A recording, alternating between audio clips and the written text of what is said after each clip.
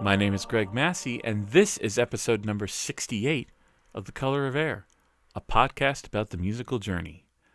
Thank you for coming back this week. I've been gone for a couple months. I wanted to do some best of episodes during that time, but like a lot of things in my life over the summer, it all just kind of fell by the wayside. But never fear, I've got some new episodes in the can and ready. Well, they're not edited yet, but will be ready to go soon. But today is the first of these, and it's my interview with Jeff Wagner. Jeff Wagner, former editor at Metal Maniacs. He also worked with Century Media and Inside Out. And he's a very well established author at this point. He's written Mean Deviation, Soul on Fire, the Peter Steele book, which we talked about when he was on the podcast 8 years ago. And now he's done Destination Onward, the story of Fate's Warning. Fate's Warning is a big band for me. First and foremost, just being a Connecticut metal band.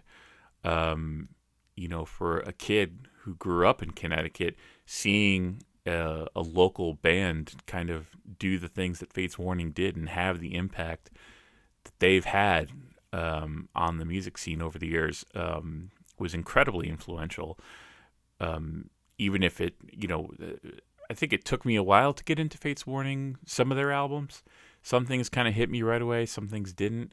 But you can't deny their talent. You can't deny what they've done over the years. And this book made me love them even more. And it made me revisit some older albums I hadn't listened to in a while. And I found a whole new appreciation for them. So yes, I recommend this book highly. Also, Jeff, in the years since the last podcast, started his own podcast called Radical Research with Hunter Ginn, where they talk about sometimes obscure bands or bands that maybe they feel a lot of people have glossed over or haven't really gone in detail on, and bands who they think, should have a wider audience and deserve to have a wider audience. And and I love their podcast. I love the rapport of both of them. The way they talk about music, it's like it's a music discussion podcast, but it's not snobby.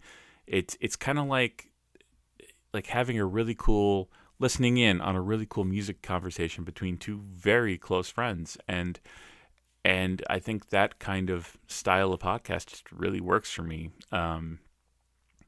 these days. So yes, I recommend that highly as well. So there's no music, obviously. So what I was going to do, like I said, the Fates Warning book, they're from Connecticut, and so in reading the book, I found out about all these locations in Connecticut that are kind of integral to the Fates Warning stories.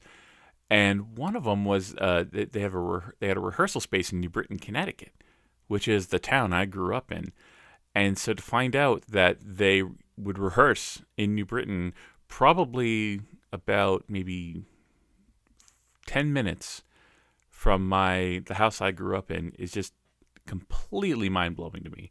And so I had this really funny idea. I was in Connecticut visiting family, and I was like, oh, you know what? I'm going to take my guitar. I'm going to go to where the rehearsal space was that they used to use, and I'm going to play part one of Ivory Gated Dreams in front of their old rehearsal space. Yeah, that'll be awesome. And I went to Connecticut last weekend, and I brought my guitar and drove to where the rehearsal space was. And not gonna lie, I lost my nerve. I guess part of it was, I wouldn't even go as far as say it was a rough neighborhood, because I think New Britain's really changed over the years. But I saw a lot of people walking around, and I don't know, one thing, I just wanted to be able to sit and record this thing in front of this building without anybody really being involved. Like, I just wanted, because I knew it was going to take me a couple takes to get it right. So I just wanted the ability to do that, and I was like, you know what? There's so many people around. People are going to come up. They're going to talk to me. Who knows? Someone might call a cop on me for noise disturbance. I don't know. I was like, this is just not going to work the way I wanted it to. So I didn't. But what I did do earlier today was record myself in my living room playing the first part of Ivory Gate of Dreams by Fates Warning, which is off the No Exit record. And that is what you will listen to. And then my interview with Jeff Wagner.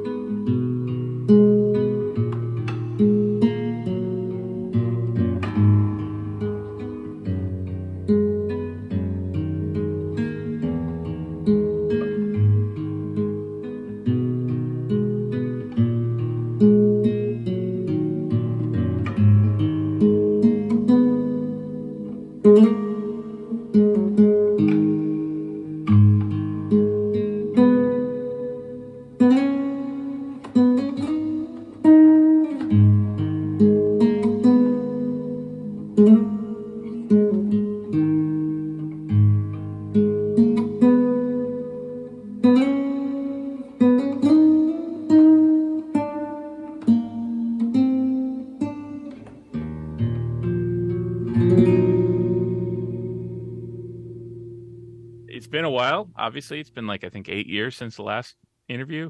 So I think the main thing to get caught up on is I believe at the end of the last interview, you graciously agreed with me that Hemispheres was the best Rush 20-minute long song. I believe, if I remember correctly. I would never say that. No.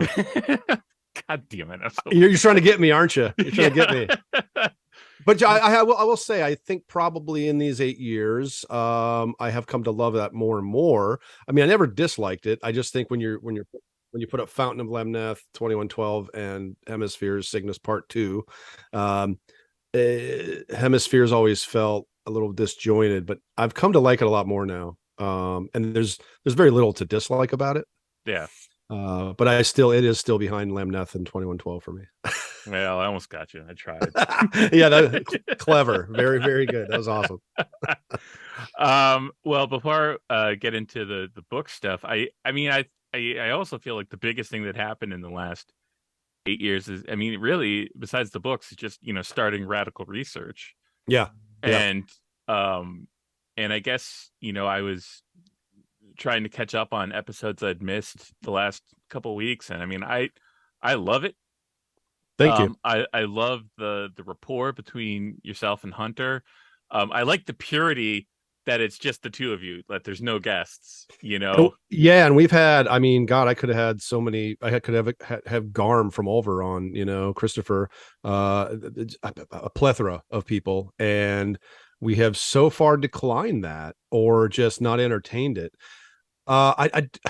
It's not an ego thing. I just think it works. It started as a friendship thing between me and Hunter, where, gosh, our phone conversations are so interesting and disjointed and go from A to Z back to B to C minus to, it's just these, we have so many weird intersections with our tastes in music. So when we started it and when we started to get a really, really good response and a following, it just felt like, let's not rock that boat. Yeah. I think that I've been toying with the idea that maybe after episode 100, we should do something drastically different format wise, and maybe do straight up interview with Hunter and I and one other good person. The only thing I really want to avoid is like a panel of like 18 people, like Yeah. it's just, I think that's ridiculous. I think it's ridiculous on news shows, on sports shows, on podcasts. It's for me, it's just too much either as a participant or a viewer. So I think we'll keep their purity to some degree, but I do recognize that it might be nice to shake it up a little bit. So we'll see what happens. Okay. Well, I Yeah. mean, the reason why I like it is because, I think podcasts that I usually gravitate the most towards in any genre really are podcasts where I feel that the hosts are, that they're having conversations that I would have with my friends or Sure. whatever. And Sure. I feel like you guys you have these really in-depth conversations about specific, whoever the specific topic of the week is. And I love that, yeah, you don't always agree. A lot of times you agree, obviously, but the way you talk about it, it's not snobby. Like I hate music discussions where the person is like, well, if you don't like this record, you're false or you're terrible or you don't know what you're listening to, and that kind of like subjectivity versus objectivity in music Yeah. discussion. So I To me, like that yours is not like that. to me, there's a difference between being a total incorrigible geek and a total incorrigible snob. And we would like to be on the geek side of that Yes. thing, just because I hate to talk to a snob. It's a bore. They're bores. And I think the other thing about it is that we know from having listened to music so much and for so long now that tastes change, right? And something I'm into now, there's a number of examples. The 15-year-old me would have been just, you got to be fucking kidding you, what a wuss, or whatever it is. And then you grow out of things too. So to say, something so concrete as like, black and white, this is it, this is not it, and you should do this, like that's, it's weird totalitarian Yeah. snobbery that I don't want anything to do with. So yeah, we just keep it fun. And Hunter and I are so similar in so many ways that it works so well. The chemistry is so good. And yeah, we're glad a lot of people really enjoy it. Yeah. Yeah. uh, No, yeah. that's very cool. And you've had 80 some odd episodes, but you've still got a ton more left in the chamber, I guess. Oh god, yeah, we have long Excel lists of like what we could do. It just occurred to us we could do a show on Hieronymus Bosch, not the artist but the Russian band. Again, very very unknown, but something we really still like and listen to. It's got to be legit. We're not like dragging out obscurities for the sake of dragging out obscurities, like, oh, look how obscure we are. Yeah. It really has to be something in our wheelhouse, something we both either agree on or just both have some degree of knowledge on and passion, where we could have a conversation. So yeah, once you start realizing you haven't done the Hieronymus Bosch show yet, or the Atheist show yet, or whatever it might be, there's a lot of possibilities. It's a lot of fun. So, and we're not strictly a metal Oh, genre right. Yeah. podcast, so that this allows us to go into our 70s prog world that we love so much, or even some bizarre indie rock or whatever it might be. Yeah, sky's the limit. So Well, I yeah. love that. I mean, yeah, I loved, all the episodes I was listening to. I mean, I love the fact that I could, like, I found the ICS Vortex episode, just of the most recent ones. Like that one was really interesting to me Yeah, because I'd never really listened or really paid. Like I always knew the name, but like I never understood his place and everything. And the fact that were able to explain that. And then also, I think probably one of the bigger ones for me was the Helios Creed one. oh yeah, yeah, Like that's a guy that I should have known about. Like, like he's doing, guitar stuff and, the psychedelic and the effects driven stuff. And it was like, totally. I was like, this is something that, I should have been into. Now, have you explored Chrome at all as a result? I have not yet. Yeah, I would like to, based on that. I'm kind of curious. because yeah, I mean, I got into Helios Creed late 80s, early 90s, and it took me a long time to even start feeling like I was ready to discover Chrome, because I heard one album, the Half Machine Lip Moves, which is the most highly regarded one, at least as to my understanding, and they didn't really care for it. And then I heard Alien Soundtracks and the Visitation, and what's the other one I've been listening to lately? Red Exposure.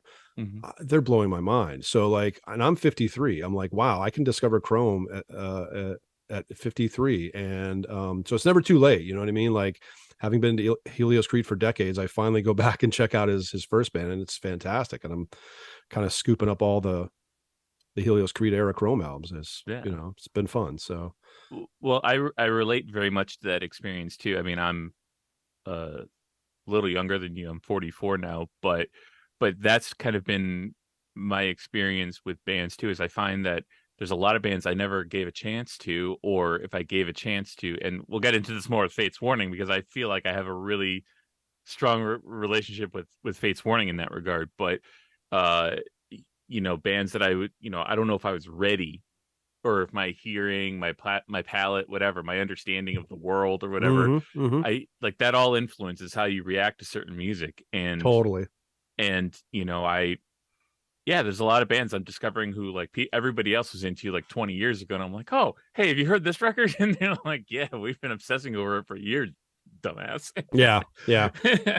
But but that's what I like about the podcast too, is that yeah, and I like that you covered all aspects, or as many as you can, of an artist's career, because there is, there obviously, yeah, and you are very fair when you say, well, I'm not really into this particular move they made in their sound, but it's you still because yeah, I feel like you leave it up to the listener to decide, well, maybe I like that, maybe it's something I like that you and Hunter weren't necessarily as into. But Most definitely. Yeah, most definitely. I've just being around so many music lovers my whole life, it seems like, I realize that we don't all listen the same way. As we've said, there are no black and whites. It's just simply subjective all the way. And I leave room for like understanding something that maybe I don't understand now. And I also leave room for like, I'm not feeling that anymore. Don't think I'll ever need it again. And then yeah, I sell it on Discogs. You just it's constantly morphing. Of course you always have that core of like whatever it is, 40, 50 artists that you just take to your grave, maybe more, I guess probably more. But then you have this stuff on the outside that you know I want to get into this a little more, or maybe this isn't the right time. And Hunter and I have talked about on several episodes how we both were so fatigued with the glut of death metal in 91, 92, that we missed Suffocation, for instance. Like by the time we really got around to checking them out, I think our ears were fatigued from so much death metal out there. And at the time I was doing a zine, so I was getting death metal demos from everywhere. It just, and I love the genre, but it's just, my ears started to fatigue, and I started to hear things as generic when maybe they weren't so generic, because I was just, I was jaded. I was tired. And then I went, it was through, of all bands, Akercocke, or however you say it, from yeah, England. They have that really low vocal that reminds me of Frank Mullen of Suffocation. And then it sort of, I don't know, both Hunter and I at the same time, this is how we are weirdly connected. We both were like, gee, it makes us want to check out some Suffocation. It's just something deep in that guttural vocal that made us go back. And then now we love those early Suffocation records. Like, it was weird. Like I wasn't ready for it then, but I was ready for it 15 years later. So yeah. it's amazing. It's amazing how the music listening journey, and it can, all the different paths you can take with it. So yeah. And I think you're probably in a unique position to kind of talk about this, because yeah, you mentioned being working at a zine, and obviously working at Metal Maniacs in the 90s, and you saw the way how I think a lot of people, we perceive, like, because I was on the cusp of that, so I was on the cusp of like getting into music around like 89, 90, right as things, you could say the grunge thing happened, however you want to personify that, Mm-hmm. or categorize that. And then but I think there's one, there's people who look at, well, metal died or metal went away or whatever. But I think, the 90s was such a fertile time, especially for the death metal, the black metal coming out of it. And But I agree with you that I think, it took me a while to get into death metal as a genre. Part of it is because I was a good Christian boy growing up, and and I had to shake that eventually. Yeah. But I remember even if I wasn't the hugest death metal guy anyway, but like I just remember being at those metal fests, like the Milwaukee Metal Fest in 2000, and just yeah, you get fatigued because everybody's either doing death metal or some sort of black metal at the time, and everyone's just like, some of it's cool and some of it's copying the other guys, and it's yeah, it's exhausting, especially when they wouldn't let you leave the venue, so you couldn't really. Yeah, those infamous metal fests, those Milwaukee metal fests. Probably the most interesting thing at one of those fests for me was like somehow we were able to go to this backstage area in 2000, and we were able to watch uh Vinny and Danny from Anathema playing acoustic Beatles covers with the guy from crap, why is the name escaping me? The band who always sings about serial killers. Macabre. Thank you, Macabre. Yeah, the guy from Macabre singing with them. Oh, no shit. And doing Beatles tunes and Pink Floyd tunes. Oh, that's and great. It was such yeah, like like I was like, this feels it's like going into an air conditioned room after like right. It's like, okay, I'll sit here for a while. This will be fine. Yeah, that's awesome. Yeah, so I guess transitioning now into book writing, and so the new Fates Warning book, Destination Onward, just came out, and so I guess I think when we last talked, obviously you had just come off the Peter Steele book, you'd done Mean Deviation. What kind of was like? I know you've talked before in other interviews about why Fates Warning and your personal connection to the band, but what kind of made you decide to like? What was kind of the impetus for writing again? Like, I think with any of the books I've done and will do in the future, it's first of all, I want to see that book on the shelf as a fan. I want to see hopefully something definitive on that subject. So that's how I approached the first two, and that's how I approached Fates Warning. There wasn't a book out there. It didn't look like there was going to be. Nobody had stepped up. And I thought, oh, that'll be me. I can do that. The other thing was, it seemed like it was time. Jim Matheos said, well, let me back up. I was at Inside Out, the label, for 5 years, and we worked with Fates Warning. They were signed to Inside Out for 2 studio records and a live record. So I worked with Jim on that stuff, and we had already had a pretty good rapport. He really liked Mean Deviation. I even sent him a copy of Soul on Fire, and he loved it. He's not even the biggest Type O fan, but he really enjoyed the book itself. And he's a pretty voracious reader. So if he tells me he likes something, I that's a feather in my cap. I'm like, oh, thank you. It means a lot. I know he reads deeply. So there was that. And then he told me that, they were when they told us that they were leaving Inside Out and going to sign back with Metal Blade, Jim told me at the time in great confidence that it was simply because he felt that this was probably going to be the last record, and that he wanted to just kind of come full circle with the label that started it all for them. And stepped up and put out the Night on Brocken demo as an album. Yeah. So I thought it was smart. I thought it made a lot of sense continuity wise. And at that time I thought, well, perfect, because this would be a great time for a book when a band has capped their career. You don't want to really write a book on an artist when they're really in the just the middle of their thing. It doesn't make any sense. You don't have that hindsight. You don't have they're just in the middle of it. It's not the right time. So I approached him about it, and he was totally game. He thought, that sounds like a great idea. I'll help you out as much as I can. And he did. He absolutely did. He got me in touch with members that I hadn't had previous contact with, like some of the old guys like Steve Zimmerman and Arduini, and I just renewed my acquaintances with people like Aresti and Mark Zonder, and then the ball was rolling, and just seemed like the right time, and seemed like, again, and I think everybody knows that they're a band that sort of, you have the big prog metal 3, you have Queensryche, Dream Theater, Fates Warning. Queensryche and Dream Theater over here got the major label deals, got somewhat of a household name sort of thing, and Fates was always that sort of underdog left field thing. I was, I can say I'm a fan of all three of those bands, although much more limited with Dream Theater. Queensryche, I only go a certain way, and then I drop off after Promised Land completely. You're not Um, alone there. I know it's I'm definitely in the majority for once. And then Fates, but Fates was always by far my favorite. There, I mean, I count them as a top 5 band of all time for me, and I always have. And I jumped at it, and I just had a blast writing the book. I mean, it's a ton of work, but man, it was just so fulfilling to put this together and by proxy become, I guess, the world's foremost Fates expert Yeah. for whatever that's worth. Yeah.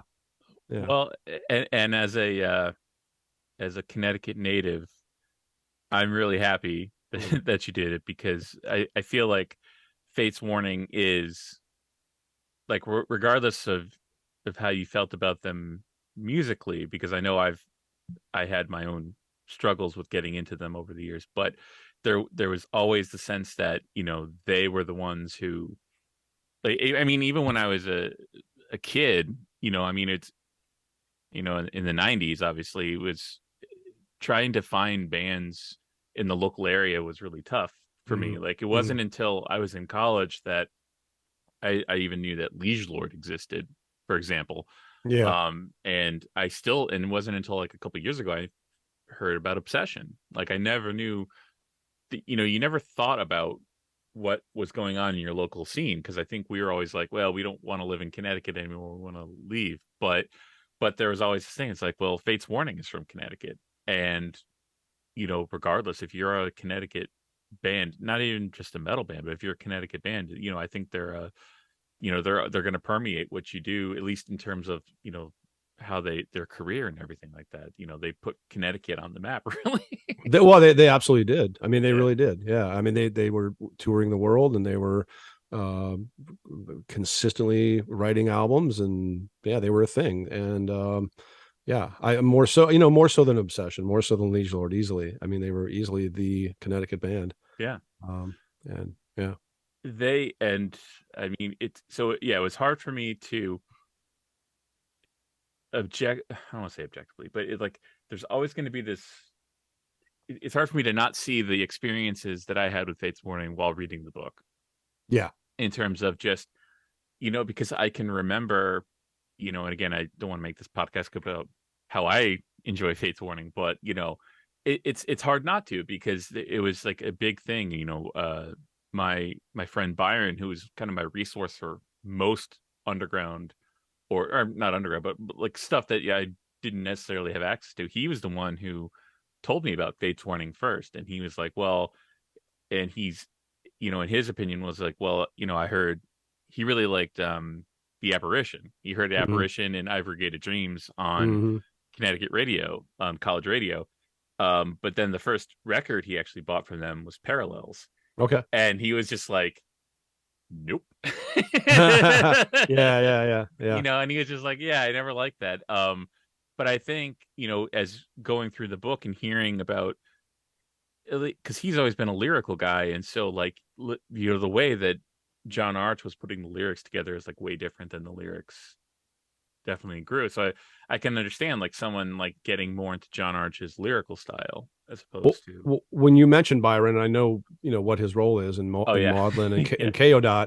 Like, it's not surprising that he would gravitate toward the Arch stuff.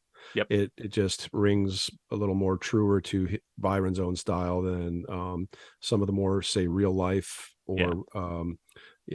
or stuff that Jim and the others were writing. And eventually Ray. Once John left, it makes a ton of sense. Yeah. Yeah. And so, yeah, it was, and I remember he was the one. He got me my first Fates Warning record. He bought me for Christmas one year. He got me No Exit, Nice. and he's like, well, because I guess he couldn't find Awaken the Guardian or Spectre Within, at the local store or whatever. But he got me that, and I mean, No Exit was I still hold that very first, as short as it is, that first track is one of the coolest intros to any song ever. Yeah, I love it. Yeah. Yeah. It was so much different than anything, and then I think I struggled with it though. I think I struggled with Fates Warning after that point because I think, it's, I felt like maybe I needed to be into progressive music, partly because I was playing with more progressive people, but like, but sometimes a lot of progressive stuff takes a while to get into. And Oh, yeah, certainly. and I Certainly. bought other Fates Warnings record. I bought Spectre Within, and then that, I had a hard time getting into John Archer's vocals. Um, and so, yeah. So, and then the book. So I love the way, and I love the way you did this on the Peter Steele book too. I love the way you frame the history by each record and what went into the record, personally, what was going on with the band at the time. And, as I was reading it, I was listening back to the records, and I really started to get things more. And, Good. Good. Yeah. and it's, and there's still some Fates Warning records I haven't really listened to. Like I haven't really listened to Disconnected. I haven't really listened to FWX. Um, because like I said, I was always up and down with them. It was always hit or miss for me. And, Hmm. Hmm. it wasn't until, Pleasant Shade of Grey really hit me well when it first came out. And even listening to that back now, I get like a newer appreciation from it. Oh yeah. Oh yeah. Yeah. Um, but what I will say too, and maybe you could speak on this a little bit too, on these things. I was happy because I felt I went into the book saying, okay, here are things I've always questioned about Fates Warning's history, and you answered them for me. Because I did have Spectre Within as a kid, and I was always like, what's up with this Anthrax diss? Oh you yeah. know, Yeah. Yeah. yeah. No thanks to Anthrax for the red carpet treatment or Yeah. something like that. Yeah. Yeah, and as a kid, when you're reading, you're like, oh, like what's the beef between these two bands? And you answered it. You explained exactly what happened, and then the other thing too. I mean, like you talked about, them going back to Metal Blade. Yep. I think there was the popular conception in the late '90s and the early 2000s that, um, like I remember people considered that Fates Warning were on a really shitty deal with Metal Blade, and they were like locked in for like 30 albums or something. Like I forget what people would say, but the interviews or the stuff you have with Brian Slagle really shows that Brian Slagle like really cared about Fates Warning. Oh And yeah. it wasn't just like, oh, we've got these guys on this long-term contract, ha ha ha. It's like, no, I really believe in this band and what they're doing. Yep. And and it, he tried. Yeah, he did, and he never ever sort of suggested to them where they should go with their music. And for a band that's changing as much as they are, and maybe kind of not exactly caring about where the trends are and just doing their thing, he never touched them once in turn. And I don't think that's his modus operandi anyway. I think Brian Slagle is probably very much for artistic freedom. But I don't think it was so much that they were trapped. I think they were comfortable. And certainly when everything went down after Parallels, which had not only musically and artistically and aesthetically, but commercially, all the makings of being their empire. Queensryche Empire was their huge breakout. Parallels had that potential, and they were getting there. They were selling out venues, like I've wrote in the book. They were selling out of merchandise. It was just, things were just going great, and they were going to have a European tour, and they were going to come back and do the US again and do another video and keep hitting MTV and radio. Like all this was happening for them. And then it got shut down basically because of the Warner Brothers deal and people at Warner Brothers being more interested in putting money into Goo Goo Dolls than Fates Warning. And we know what was happening in '92 in the heavy music landscape, we'll call it. So they were kind of left like, what the hell are we going to do? Are we even going to be a band anymore? Do we fit anywhere? And they did. I think I wrote in the book about they sort of were off and on with Metal Blade 2 or 3 times between Parallels and Inside Out, the album, not the label. And I think that's interesting because they were adrift, and they just almost had no choice but to go back to Metal Blade, So it wasn't like they were locked in. It was almost like they were kind of a life raft for for Fates. Metal Blade Yeah. was, so thank goodness they were there, and thank goodness that Brian Slagle, when Jim told him after Inside Out and all these member changes suddenly, oh, I'm going to do a 57-minute song as the next album. Most labels would probably, especially in 97, not be all that into that. And Brian was like, God bless you, go ahead. And it became really like kind of a cult fan favorite. That album tops a lot of fan lists. It's one of the defining Fates albums, and it was a success against all odds and against all sense, really. So to me, Metal Blade was just always a very welcoming place for Fates. If they needed them, they'd be there, you know. So I'm not sure if I even answered your question or No, spoke to what you were talking you about, but did. You yeah, did. I mean, I think it was important to highlight that, and I think that I felt like that was a good kind of like through line in the book, was like where Metal Blade was with the group at every turn. yeah, And yeah, and again, I think it's obviously it speaks to gossipy people and people having these weird opinions, and and so yeah, I just remember that was a big thing, is people had that opinion of Metal Blade with Fate's Warning, and I think that your book kind of made me see, like, well, there was a reason, like you said, and it was really cool, and I think it opened my eyes to it, like a lot of different things, like I would never have known about the Warner Brothers thing.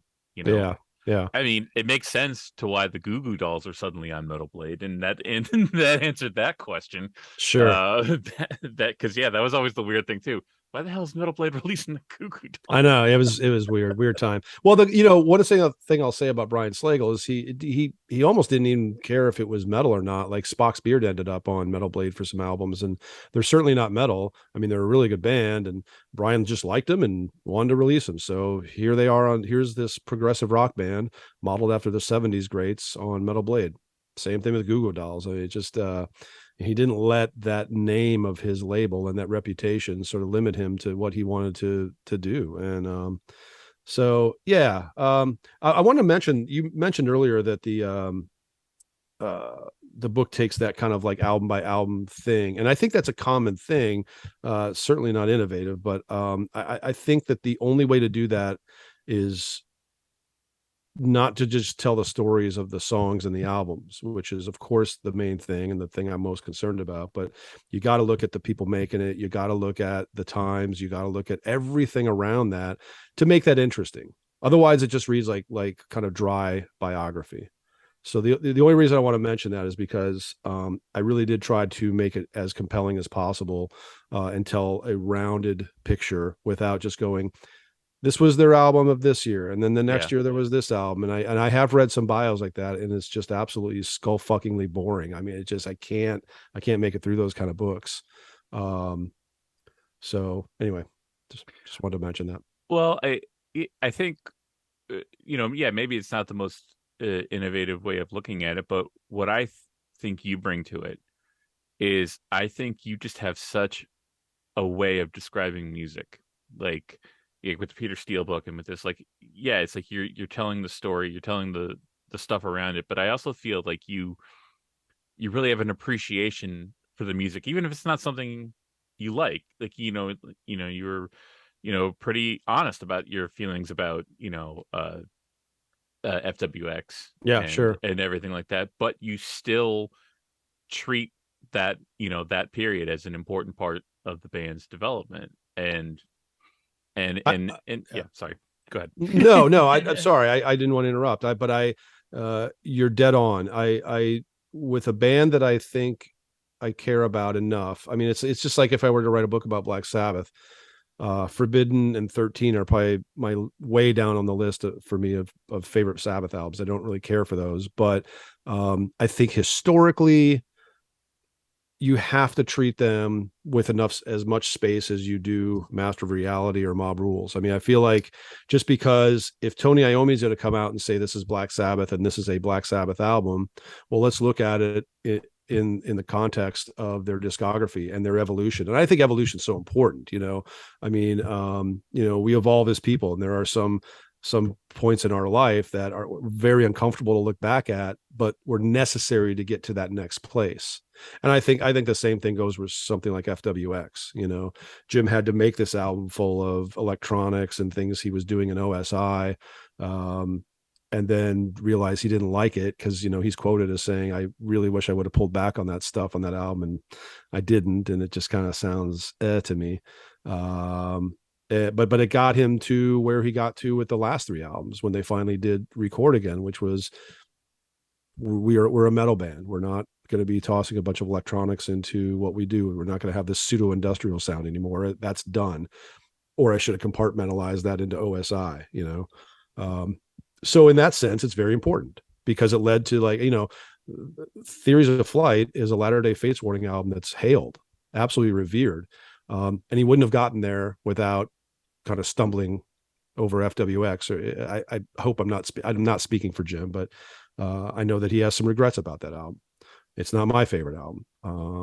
I think that there's a couple songs in there that I think are kind of, very, very low on my Fates favorite list. But yeah, so everything's a step, and I think they should all be looked at equally. And you can tell through the book which ones I like the most. And I even made a list in case you missed it in the reading. It's in the appendix. Yeah, I love the list. Yeah, and I think you touched on this in another interview that yours and Tom Phillips' lists are pretty much exactly oh my alike. God. I think there's one position difference. It's Long Day Goodnight and Disconnected or flip-flopped near the bottom, but that's it. I mean, like it was almost redundant. When I got Tom's list, I'm like, there's no way I can't print this because I love Tom. He's a huge fan. He gave me some great quotes for the book. And I have to print it, but it seems redundant as hell to print these lists because they're the exact same. But I think, I think they're fairly representative of the kind of fans we are, where we're not in the Arch camp or the Alder camp. That's another thing in the Fates fan base that exists, which is this like Arch versus Alder thing. And we love, both Tom and I are in that group of fans who love both vocalists and pretty much all eras.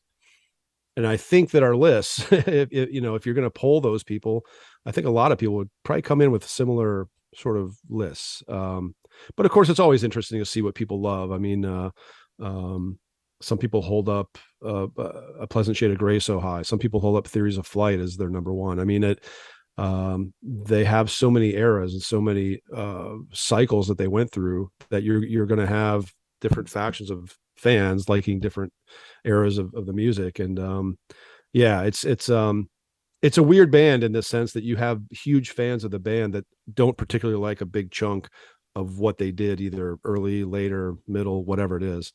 There aren't a lot of bands like that, I think Rush is maybe one of them.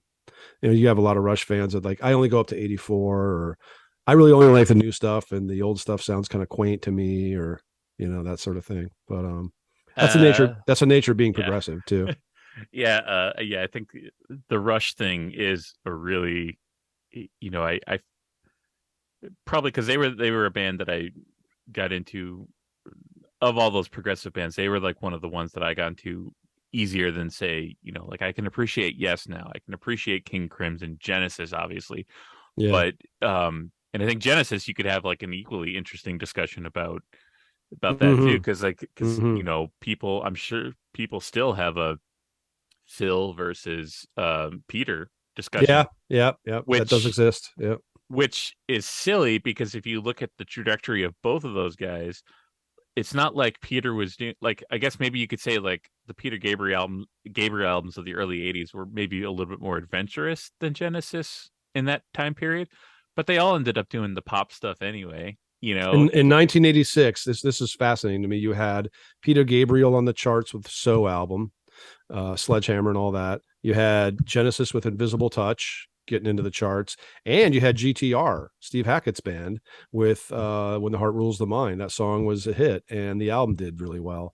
So suddenly Genesis and its offshoot guys, they were all reaping the success in 86 on stuff that wasn't their bread and butter in the 70s necessarily. but you know, it's still good music. I don't like the song Invisible Touch, but I think there's a few really, really, really, really good songs on there. Um, so you know, that was an interesting year for Genesis for sure. Well, I think too, to me, I mean, again, you kind of gain as you get older, you kind of see things in kind of the bigger picture. And I think that was true of like all the, I can't think, most of those progressive rock bands, like, I think they got tired of being like, oh, we have to be this, Absolutely, yeah. and in the 80s, they're just kind of like, okay, let's relax for it. Let's play a 3-minute song and just kind of, Almost every band finds its less is more period, and I think that is because they want to challenge themselves as an artist, and you know, it is Jim. I think Jim Matheos says in the Fates book that it's harder to write that eye to eye simple song than it is something longer. Sometimes because it's more compact and you don't have as much to work with. So how do you create a great song with less tools, you know, yeah, or less devices? And I think all, you know, look at all those bands. Genesis did it. Yes, did it. Rush did it. Fates Warning did it. Queensryche did it. Dream Theater has never done it and probably never will. Um, they're a holdout. Like they never did the Less is More album, but just about every other progressive band worth noting has done it, and I just think it's a natural consequence of growth. yeah. Well, and I could speak from personal experience. The last 5 years or so, like one thing I'd been doing a lot was writing entrance themes for professional wrestlers. Oh wow, And I didn't know that. That's amazing. yeah, and you know, it's a challenge. It's like you think, oh, but because you're trying to convey to a live audience a character, and they have a minute and a half to, before they get to the ring. So you have to pack into that minute. You have to, like have something. Sometimes it's simple, but sometimes you want to do something more complex. Mhm. And like there's I'm not going to do a 10-minute prog rock because no Well, one has that kind of time. well, he's gonna have to walk really slow Yeah. into the ring. I I mean, I always joke that, like there should be a prog rock professional wrestler, and his finishing move should be called the revealing science of God. Like that's Right. always been my thing. A But 36 part move. yeah. It's funny when Yeah. you mention I don't watch wrestling at all, so I would not know. I would hardly know what intro music sounds like. But when I think of what it might like, if I had to write one right now, it'd be like da da da da da da da da. Like, is Yeah. it grand stuff or is it It more? It's depends. It yeah, yeah. well, I see um this ceremonial, like this king entering sort of music, like, you know, very very majestic. It Uh, depends on the I don't know. character. No, that you're no, it depend it can go that way. And I'll use one example, like this one one guy, Darius Carter, when he came into the Federation that I was working on, I said, "Oh, I'm going to write a theme for you, like what do you do?" And he pointed to like, well, and this is, you know, some wrestlers have really generic rock music that they come out to, like existing songs and whatever. Sure. But he was like interested because he said, "Well, I come out to Trans-Siberian Orchestra's version of Beethoven's Fifth Symphony," Oh wow. and he mapped it out. He said the reason why he's like is because I get to the ring by this point, and then at this point when I hit the ring, the drums come out of the music, and it's this like thing, like this like more like choir kind of thing, and he said it's like this pause that I do, and it's what I do to communicate my entrance. And I said, okay. So when I wrote his music, I kind of went with that. So I went with a more kind of grand symphonic thing, but then I built in at the exact time moment that he told me to. I built in a break where it's just a choir, and to see him come to the ring and then like do this big, you know, at that moment, it was like Great. I was like, holy shit. I That's felt awesome. it was probably the most successful thing, Grandiosity. but I will send you a copy of my wrestling music afterwards I would love to hear that. Yeah, because I that's think you'd get a awesome. kick out of it. I'm interested in what you do. I'm a fan of the bands you've been in. So Well, yeah, I'll send you plenty of stuff. cool. And but getting back to the book stuff, I always was kind of curious too, like how does the book process work? And what I mean is, like, so you say, okay, I'm going to write this Fates Warning book, and and you do the due diligence, you do all the interviews, and the actual writing part, I'm sure it took forever, and it's, because very detailed. But after it's done, like it's self-published, correct? Yes. Yeah. And so was there ever like um a thought about, because I feel it's kind of like, yeah, it's like a very indie rock publishing kind of vibe, which Hmm. I think is, Hmm. you can do much better in the environment today than probably 20 years ago. But Absolutely. was That's that was that kind of your thought process for that? yeah, and it goes back to Soul on Fire because I had an agent interested in working with me for not only that but just in general, and I could see that wasn't the greatest fit for me. I'm probably just a little too independent minded. Probably know what I want too much to be told what to do. Not that I know everything. I mean, I'd only had one book under my belt at that time, published by Bazillion Points, and God bless Ian Christie for doing that, or dog bless, or whatever. Uh, I'm not exactly religious.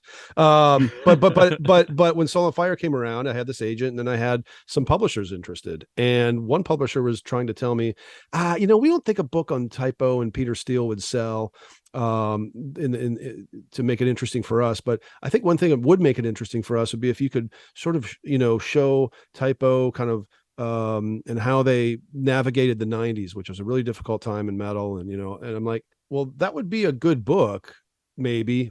I don't, especially certainly like what happened with metal in the 90s, because there's this conception that it died. And I've always thought, well, not really. It just did something else. I mean, we Yeah. know all the great European bands that flourished then. But I was like, I don't want to do that. I'm just not interested in that. And I just was like, I just had this attitude of like, yeah, I could keep shopping around, but I just want to take my ball and go home and play my own game. You know what I mean? Hmm. And at the time, my wife, who is now my wife, she was my girlfriend then. She had some money that had come into her lap, and she's a very entrepreneurial kind of thinker, and I certainly am not. And she said, "Well, why can't we do this? Look at this thing out there right now. It's not, bookstores are falling left and right. It's not as the prime objective isn't really getting the books in stores. It's just getting it out to people that want it. And because of course, social media and the internet and everything, it was easier to do. So we just kind of built our own company called FYI Press. And she did all the kind of legal background, boring stuff. And I just continued to plow forth on the book. And we learned a ton by doing it. And I'm not going to give out numbers, but we sold a ton. And in fact, I'm going to be reprinting that because there's such demand on it. The people have sold it for like $800 on eBay. Copies are That's just awesome. not out there, and they're in demand. So we did really well. We thought, aha, look at what we can do ourselves. And it's certainly, with a traditional publishing contract, you are going to make a lot less if you're locked into one of those things versus doing it yourself. Now, are you willing to trade? Are you willing to do it yourself? Therefore, yes, make more money, but you have to do everything. You have to Yeah. get that ISBN number. You have to do the copyright. You have to certainly ship all this stuff yourself or hire a shipper. There's so many more things that I have had to do that I didn't have to do with Mean Deviation. However, I really like doing those things. I don't mind sitting in the, like, with the Fates Warning pre-orders. Once the book got in my hands in this house, for a whole week, I was just living and breathing, packing Yeah. envelopes, printing out labels. I had a friend come over to help me do this, signing a bunch of books. It's a lot of work. But I reap the rewards more. I don't, I'm not getting 14% of the profit. I'm getting 100% of it. You know what I mean? After costs, after overhead. So if you're willing to put the work in, it can be a success. And this book has, yeah, it's going to be limited simply because of Fates Warning are more of a niche band than, say, a Peter Steele. But man, it's been great. And I'm super happy doing the independent route. I don't know unless I got some crazy ass offer for, say, that my next book, which is Voivod, I'm going to do it independently because I can still get it out to the people that need it. And I can do it my way. There's just zero compromise. Yeah, Yeah. that's Yeah. awesome. So I think that's really important too. I mean, just because I know other people, going back to Byron from Maudlin and Chaodot. I mean, he's written 2 books in the right. last, and Toby's tried to do as much as he can to help promote that. But at the end of the day, it's like, well, we want to get him published because I think, like, he deserves that. But Yeah. like, how do you do that? And I think, yeah, the way you described is just really cool. It also kind of it r- reminds me too, like, we just saw at the Boston Independent Film Festival, there's this new Dio documentary Yeah. that's Yeah.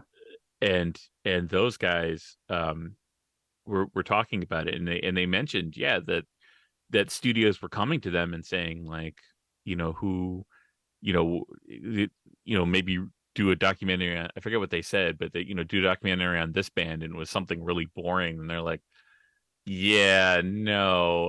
But then, Wendy Dio is trying to get something made, and the guy's like, well, I'm a huge Dio fan, and they got the gig, and I mean, uh I'm not gonna lie, it's an amazing documentary, so I can't wait till it gets released and other people should see it. But it reminded me of that, that, yeah, that it's, if someone's got an agenda, they're like, well, why don't you try doing this? Yeah, Try. look, I mean, compromise it's all part of it. And I mean, it's just with any art, if you're aligned with somebody who's bankrolling it, there's some degree of compromise, even on the most liberal label or publisher. I think about, I'm not going to name it, but there was a very popular series on metal that was sort of documentary style.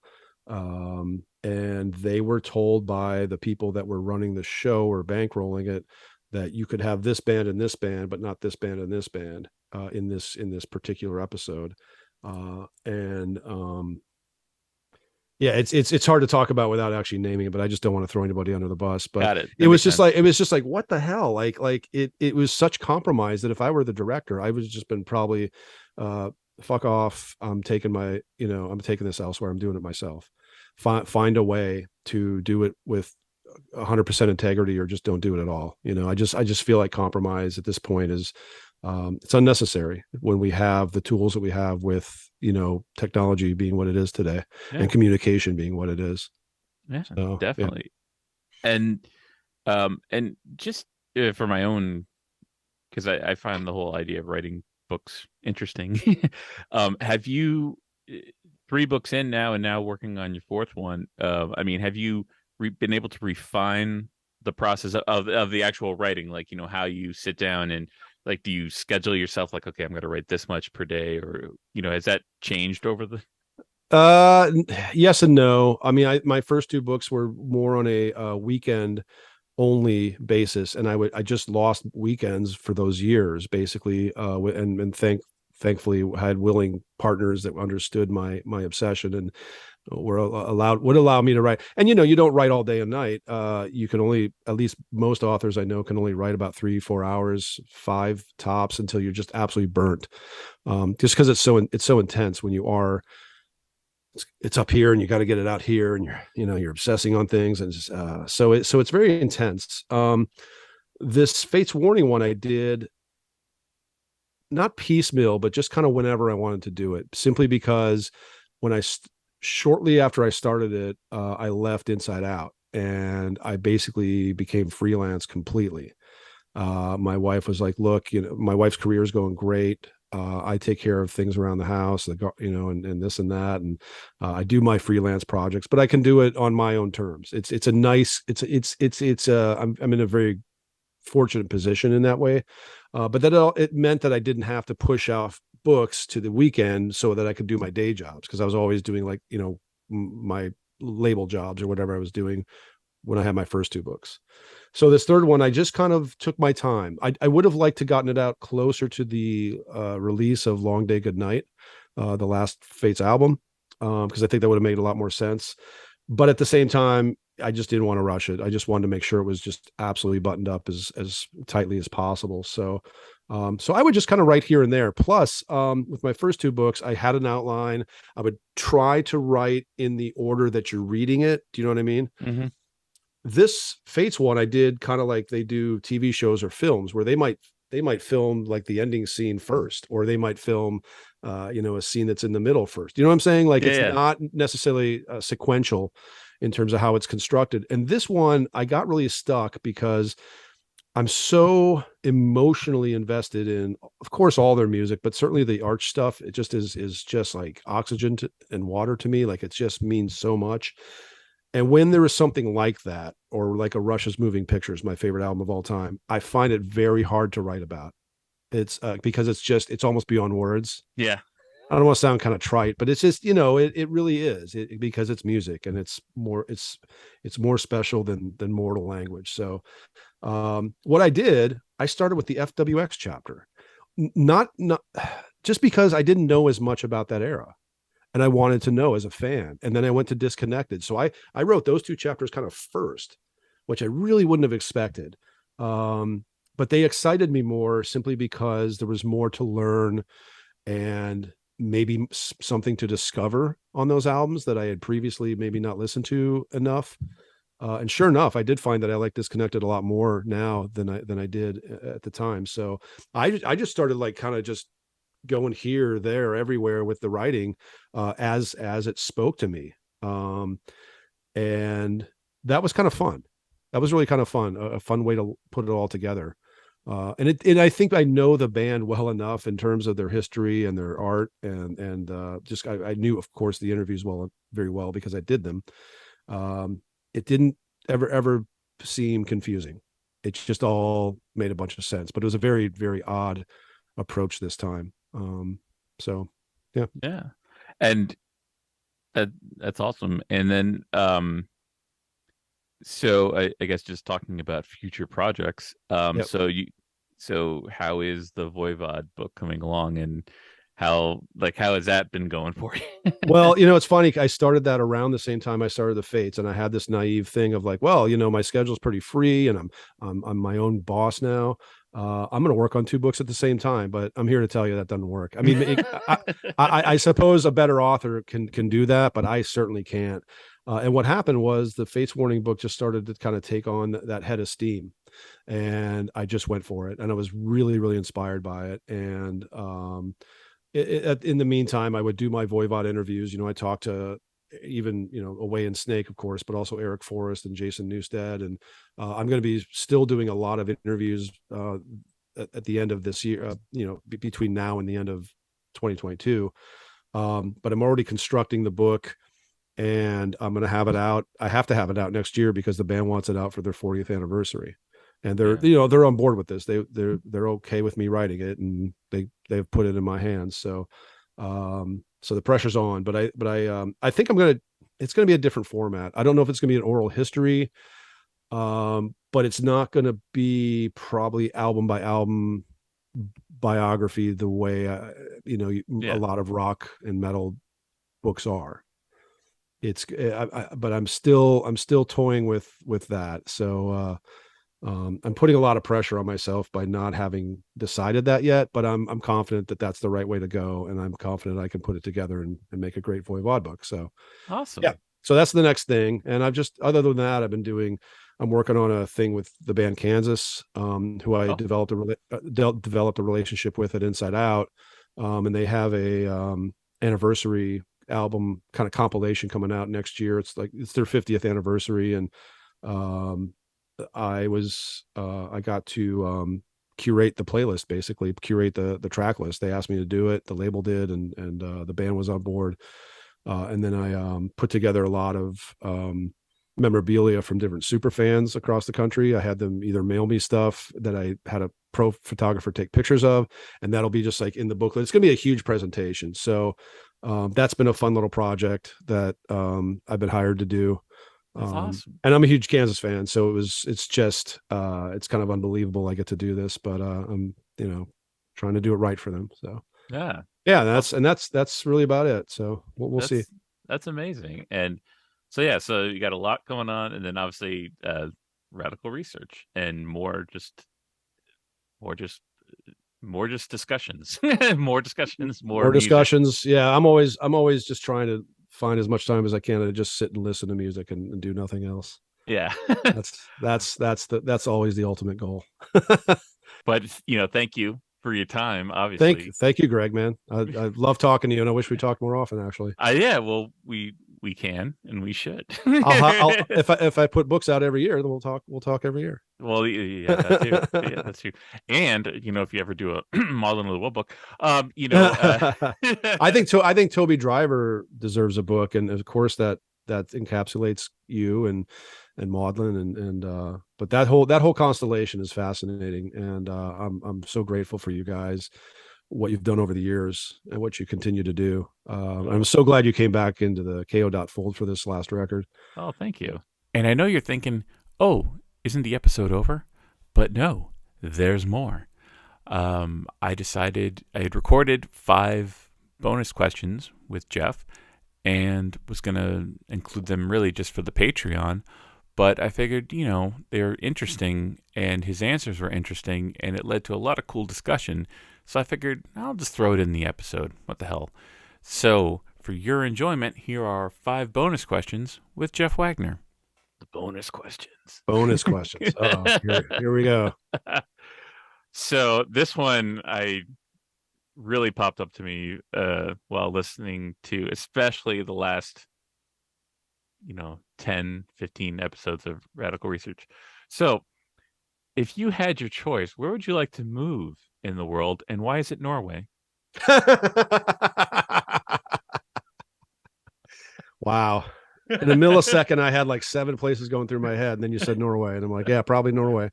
I would love to. I would love to move to Norway. I know people there. I love the landscape. I love their social structure generally. Yeah, let's say Norway. You answered that for me. Thank you. We'll go with Norway.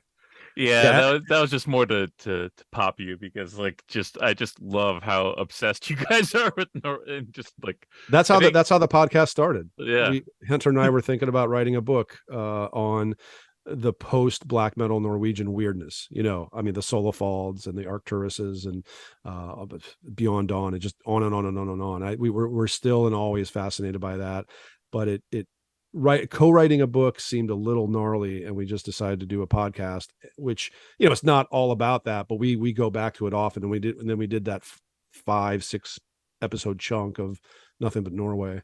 Yeah. And there'll be more to do, but yeah, it's such a fascinating little microcosm of music. One of our very favorites. It really is. I mean, I learned so much just and I still have a bunch of episodes I got to catch up on, and go back and listen to again. But I learned so much from the way you guys talk about it and the way you go in depth with the music too. Again, the way you describe music is amazing. The way Hunter goes into describes music is amazing. He's unbelievable. Yeah. And I love when he's able to talk about, let me talk about the drum aspect and yes, bring that into it. It's and if there's any literature involved, he's a literature. He's got a degree in literature and I think library science. Oh, really? I didn't know that. Kind of got into that world, and so he's a voracious reader. He's read, he knows everything about all the old classics, and is certainly. I mean, I'm a voracious reader too, of all different kinds of things. But his focus on sort of classic literature has really come in handy with this podcast, because as you know, there's a lot of that intermingles or has inspired a lot of progressive music of all sorts. So he'll sometimes be able to exercise his degree there. So that's awesome. I'll have to get him on the podcast too at some time. I'd love to. Oh yeah.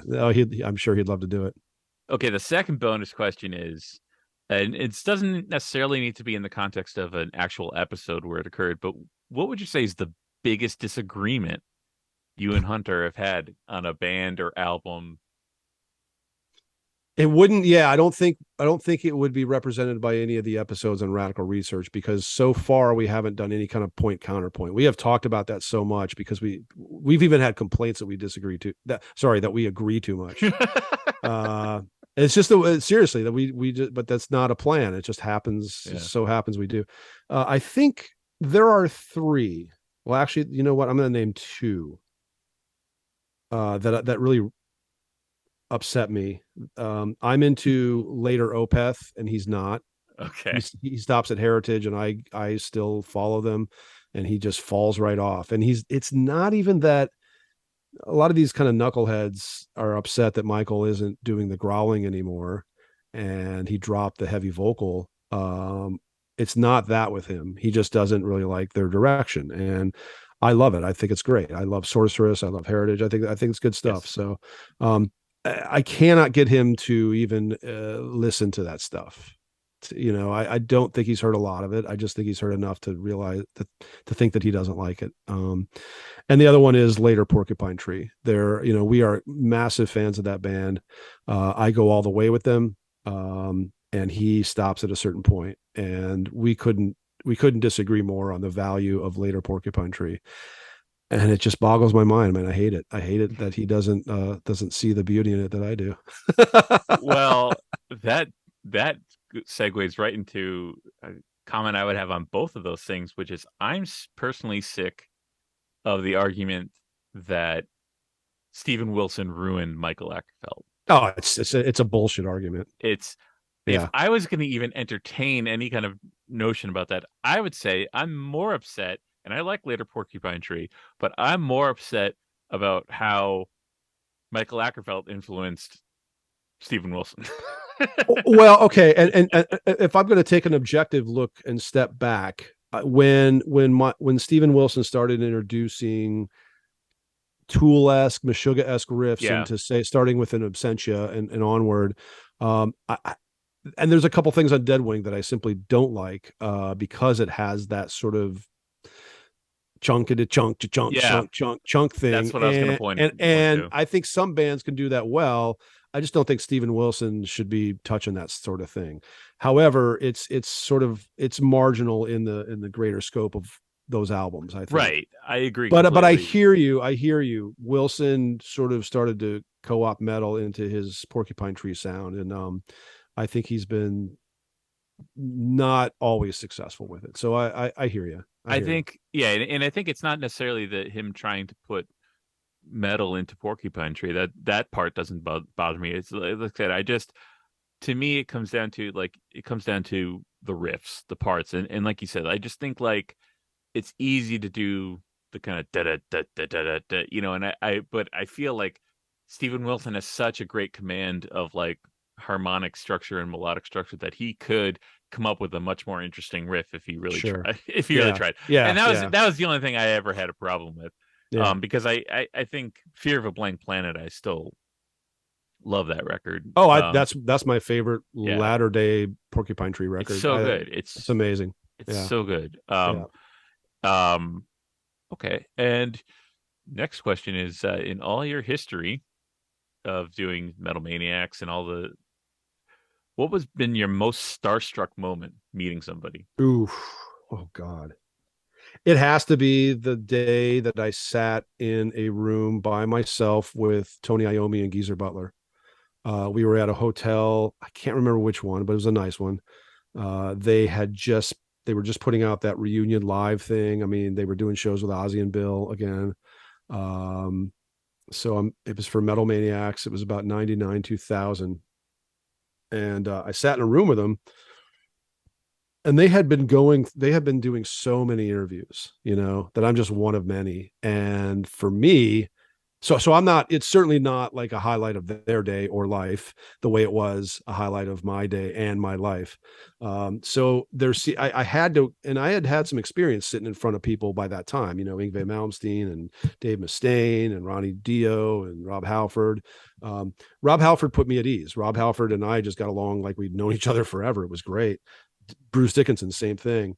But with these guys, just kind of they were a little bit guarded, a little bit of a wall up. Geezer was just tired. He was just like kind of slung back in his couch like this, and just like you could tell his day was it was getting to him, just answering all the same questions. So I kind of picked up on that, and halfway through the interview, I started asking different questions. I started asking about the time it took for them to record Sabbath Bloody Sabbath and Sabotage, which is, I knew that those were very long recordings, long gestation periods for those records, and they happened to be maybe my two favorite Sabbath records, period. And they perked up, and they were like, yeah, Bill was obsessed with like lowering anvils into pools and getting the sound, like just weird experimental shit.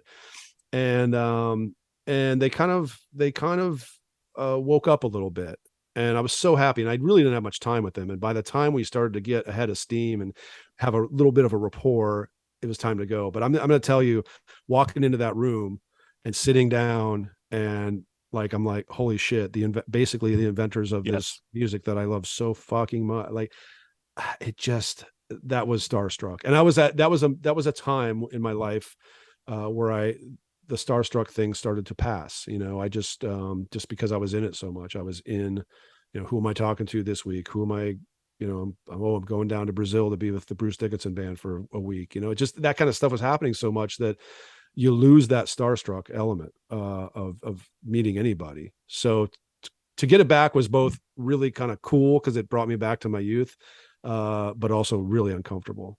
I hate that feeling, because you're like, you don't want to ruin anything about that memory for you. This band means so much to you, and these guys mean so much. And I was really bummed out with just kind of how blasé they were with, the whole. I talked to a couple other guys who'd interviewed him that day, and it was kind of a similar report. So I'm glad it wasn't just me, but that was a weird day, a great one ultimately.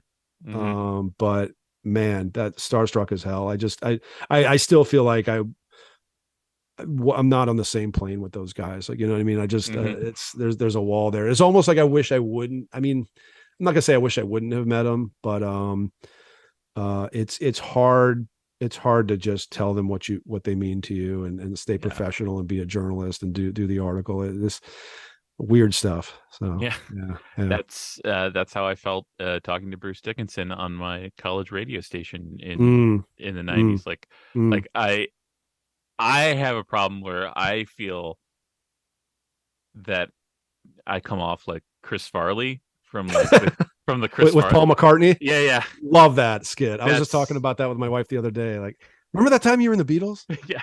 That was really cool. That's me. That is absolutely me. And with certain people, like there are a lot of people I can hold my own with, but other times I'm just so socially awkward that I'm just like I could never have Bruce Dickinson on this podcast, because I wouldn't be able to. I would want to talk to him. I would like to go into detail about Seventh Son of a Seventh Son and The Chemical Wedding. Yeah. And I would be I just want to talk about these two records. I don't care about anything. I love everything else, but these are the two I want to talk about. And I don't necessarily know if that would be something he'd be into, based on, because I don't know if you've read his autobiography or his biography. I haven't. Or autobiography, but I'd like to. Yeah.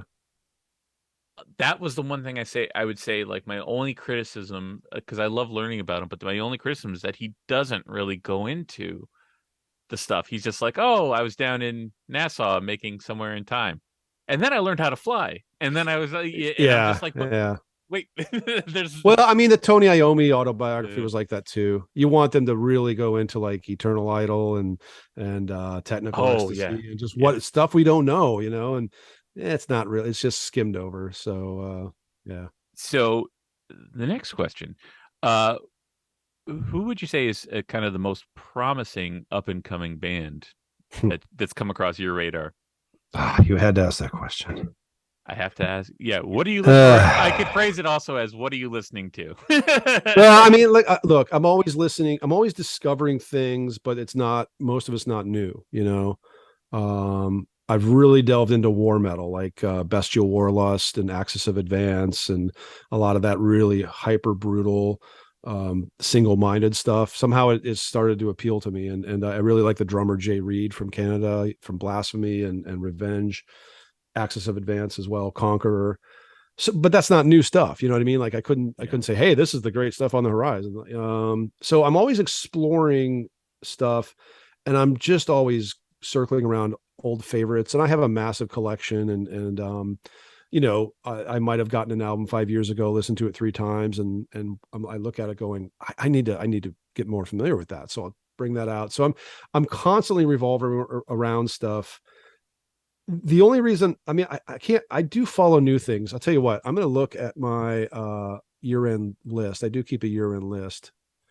If you don't mind if I do it this way. No, I don't mind at all. But it's not, here's my disclaimer. With metal, I think there's a lot of new stuff out there. I'm lucky enough, Albert Mudrian, God love him, he keeps me on the decibel mailing list.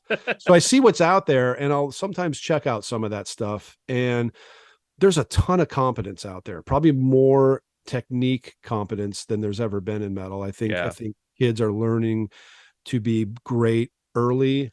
The problem is they are sifting through generations now of metal bands, whereas the original metal bands or original metal movements were always drawing influence from something that wasn't quite what they ended up doing. You know what I'm saying? Mm-hmm. They would filter things. Now it's becoming sort of like there's a lack of character traded for that professional what's the word I'm looking for,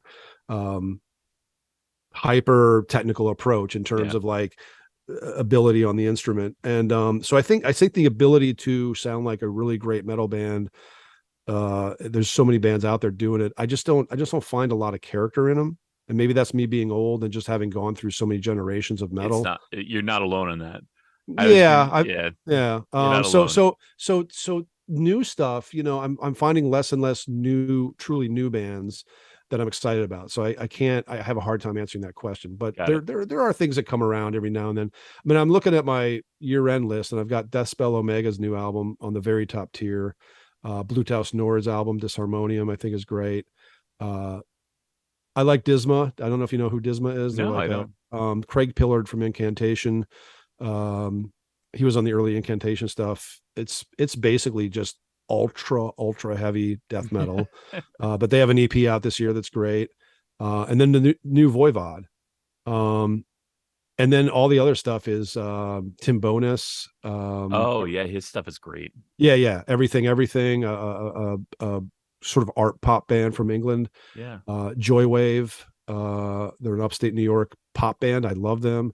And the new Porcupine Tree. So it's a lot of stuff it's either been around a while or it's not even in the metal field. So I'm terrible when people ask me what new bands I like, and because they're not really that new.